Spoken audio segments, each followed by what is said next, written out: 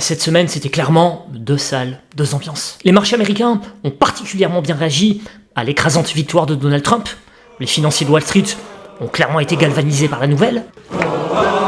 En revanche, c'est une autre paire de manches pour les marchés européens et chinois. Déjà, parce qu'avec ce America First, l'Europe et la Chine redoutent les surtaxes douanières de Trump. Et en plus, ce qui n'a pas arrangé la situation, c'est que vendredi, Pékin a annoncé un plan de relance qui a vraiment déçu les opérateurs de marché. Mais c'est de la merde! Résultat, la pression baissière s'est accentuée, notamment sur notre indice phare français. Et aujourd'hui, je vais évoquer avec vous quelques noms d'actions en baisse. Des baisses sur Action PA qui pourraient être pertinents d'exploiter. Pour les sauces. D'ailleurs, en parlant d'exploiter une pression baissière, pour rappel, fin mai, j'avais envoyé un message via ma newsletter pour agir à l'effondrement en cours sur Salesforce. À titre personnel, j'avais souhaité exploiter cette pression baissière. Et là, en guise d'update, sachez que vendredi, j'ai pris la décision de vendre 50% de la position que j'avais initiée sur Salesforce le 30 mai dernier. Étant donné que le marché américain est très dynamique et que le modèle d'affaires Salesforce est à mes yeux de grande qualité, j'ai souhaité laisser courir une partie de ma position, histoire de jouer une poursuite haussière. Par contre, en raison de la belle poussée que j'ai réalisée depuis mai dernier, je voulais absolument procéder à une sécurisation partielle des gains, qui là, en l'occurrence, correspond à une plus-value actée de plus 46%. Voilà, les sous-sous dans la popoche. Vous voyez, petit aparté, lorsque vendredi j'ai acté cette plus-value, je me trouvais dans un aéroport. Et cette liberté de pouvoir gérer son patrimoine financier, où que l'on soit, d'un simple clic ou tapotement d'écran, c'est précisément là, pour moi, tout l'avantage de la bourse. Une fois l'analyse de l'action effectuée et l'achat déclenché, pas besoin d'un engagement quotidien. C'est toute la beauté de la chose. Investir en bourse, c'est mettre son capital au travail, tout en profitant d'une liberté presque totale. Concrètement, est-ce que j'ai travaillé pour Salesforce durant l'été? Absolument pas. Les gains se sont construits en quasi-totale passivité. Alors, bien sûr, la bourse étant risquée, si vous débutez, ne vous méprenez pas, on peut aussi perdre de l'argent en totale passivité, et on n'est pas à l'abri d'un violent retournement de marché. À titre d'exemple, ce que vous voyez là, c'est un screenshot de mes positions sur le secteur luxe en mars dernier, des gains latents qui aujourd'hui se sont volatilisés. Et il n'y a plus rien. D'où l'importance de sécuriser, au moins partiellement, certaines copieuses plus-values que l'on parvient à générer. Ce qui m'amène au cas Palantir. Le 17 août dernier, je vous ai partagé dans ma newsletter une recommandation acheteuse sur cette action. C'est actuellement une performance de plus 57%. Et rien que cette semaine, l'action s'est appréciée de plus 42%. Donc là, il est plus que jamais impératif de sécuriser vos gains si vous êtes exposé. Surtout que, comme relaté dans cette note d'analyse, les niveaux très exigeants de valorisation à près de 150 fois les bénéfices estimés en 2024 ne laissent actuellement aucune place à l'erreur. Sous-entendant qu'à la moindre petite déception, la dynamique haussière sur Palantir peut se péter. Vous attendez! En plus, une action qui prend autant de pourcents sur une seule semaine, généralement ça sous-entend un excès spéculatif, donc raison de plus pour sécuriser la PV. Vous attendez! Même chose pour l'action Coinbase, dans ma newsletter du 3 novembre dernier, que vous pouvez rejoindre via le premier lien en description, je vous ai partagé une opinion acheteuse et analyse complète sur cette action américaine.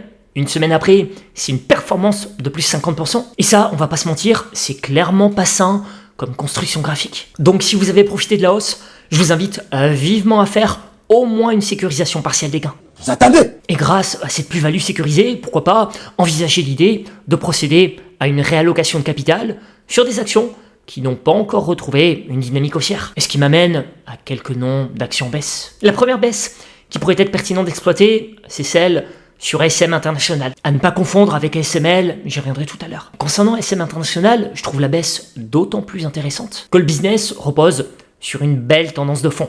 Comme relaté dans cette note d'analyse, cette tendance lui a permis d'enregistrer un chiffre d'affaires record au troisième trimestre, et la forte demande en puce mémoire se répercute dans le carnet de commandes d'ASM International, puisque, écoutez bien, la société a annoncé que ses ventes devraient se situer entre 770 et 810 millions d'euros au quatrième trimestre, ce qui devrait lui permettre d'afficher une croissance de 15% sur l'ensemble du second semestre en variation séquentielle, et le chiffre d'affaires annuel devrait, lui, s'inscrire en hausse de 10% sur un an. Des prévisions qui, au passage, tranchent avec celles qu'a fournie mi-octobre ASML Holding, ASML, qui a dû revoir à la baisse ses objectifs 2025. Bref, la vigueur du carnet de commandes d'ASM International, associée à une franche reprise de la croissance sur le dernier trimestre, est de bon augure. Résultat, cette note d'analyse conclut avec une opinion acheteuse que je partage et un objectif de cours fixé à 690 €. Ce qui fait par rapport au cours actuel un potentiel de plus 35%.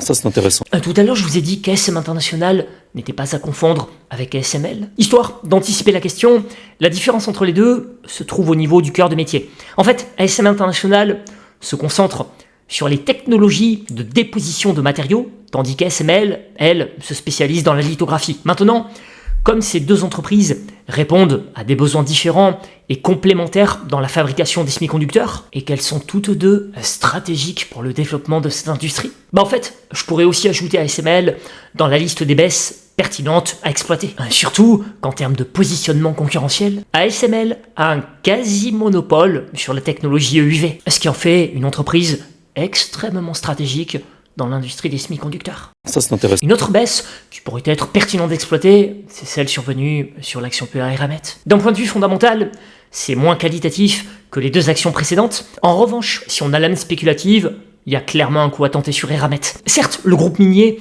est confronté à une conjoncture difficile. Comme relaté dans cette note, après avoir averti les investisseurs de la faible demande de manganèse en Chine et des contraintes imposées par l'Indonésie sur sa production de nickel, le groupe minier a enregistré au troisième trimestre un recul de 17% de ses ventes à 809 millions d'euros. Les prévisions en termes de business ont également été abaissées. Dans ce contexte, le consensus recueilli par FactSet a ramené son estimation de bénéfices nets à 156 millions d'euros, une prévision valorisée au cours actuel de 12,5 fois, ce qui laisse au titre Eramet, c'est vrai, peu de perspectives d'appréciation à court terme. En revanche, si on n'est pas trop pressé, Eramet se dit confiant dans ses perspectives et poursuit donc la mise en œuvre de sa stratégie de développement. Exemple concret, Eramet a décidé de racheter la participation de son partenaire chinois dans le gisement de lithium de Centenario en Argentine, qui devra entrer en production dans les prochaines semaines, montant de l'opération, 700 millions de dollars. Opération qui intervient certes alors que le marché du lithium est en bas de cycle, plombé par les ventes en berne des véhicules électriques, mais Christelle Boris, PDG du groupe, n'en demeure pas moins confiante dans ses perspectives. Je cite les propos qu'elle a prononcés dans une récente interview. Structurellement, la demande connaît une croissance de 20% cette année et devrait doubler tous les 5 ans dans les 20 prochaines années. Ça, c'est intéressant. Bref, cette note d'analyse conclut par une opinion acheteuse que je partage. Le groupe Eramet possède de très beaux actifs qui devraient délivrer tout leur potentiel quand la reprise du secteur de la sidérurgie se produira. Objectif de cours fixé sur Eramet à carrément 110 €, ce qui ferait, écoutez bien, un potentiel de plus 92% par rapport au cours actuel. Ça, c'est intéressant. Après, n'oublions pas, un objectif de prix n'est pas gage de vérité. Une autre baisse qui pourrait être pertinente de mettre un profit, en tout cas selon ces notes d'analyse, c'est celle survenue en début de semaine sur Ferrari. L'action là a un peu rebondi, mais mardi, elle a chuté sous 410 € suite à une publication de résultats qui a un peu déçu les opérateurs de marché. Concrètement, le nombre de voitures livrées sur la période a légèrement fléchi, ce qui a déçu les investisseurs. Après, comme relaté dans cette note d'analyse, ça reste une petite déception. Reste la question du renforcement du protectionnisme américain, puisque, rappelons, près de 30% des ventes de Ferrari sont réalisées aux États-Unis, et cette région est particulièrement rentable pour le groupe. Maintenant, je rejoins totalement le constat de cette note d'analyse. Comme Ferrari est positionné dans l'ultra-luxe, c'est pas déconnant de penser que la clientèle particulièrement fortunée de Ferrari ne sera pas trop rebutée par un prix de vente alourdi si Donald Trump prononçait d'éventuelles taxes supplémentaires. Donc, la petite baisse actuelle peut, en tout cas, selon la note, être mise à profit avec des perspectives qui restent excellentes et un carnet de commandes rempli comme un œuf jusqu'en 2026. Après, petite précision, autant ASM International et Eramet, je partage les opinions acheteuses prononcées, je trouve effectivement que ce sont des baisses qui peut être pertinentes d'exploiter dès à présent. Autant sur Ferrari, j'aurais tendance à attendre un repli supplémentaire. D'ailleurs, je rappelle qu'à titre perso, j'en avais parlé dans une précédente vidéo, j'ai souhaité acter la totalité de ma plus-value sur Ferrari le 25 octobre dernier, justement car je trouvais le potentiel à venir un peu épuisé. Maintenant, la grosse force de Ferrari, c'est son modèle d'affaires ultra luxe, qui n'a besoin que de 15 000 clients pour prospérer. Voilà pourquoi je trouvais tout de même que cette action avait ce soir sa place dans ma vidéo. Par contre, si vous êtes intéressé par cette action, je vous préconise d'investir comme moi dans la cotation américaine et non italienne, car les frais de courtage sont beaucoup plus intéressants. Et si vous êtes en recherche d'un compte bourse, vous aurez en plus jusqu'à 100 € de frais de courtage offerts chez DEGIRO avec mon lien en description. Bien sûr, les actions en baisse que j'ai exposées aujourd'hui ne sont que quelques idées parmi tant d'autres. Je vous invite donc à partager les vôtres en commentaire. Merci pour votre suivi, belle semaine à tous. Et si vous en avez, n'oubliez pas de sécuriser quelques gains. I'm rich.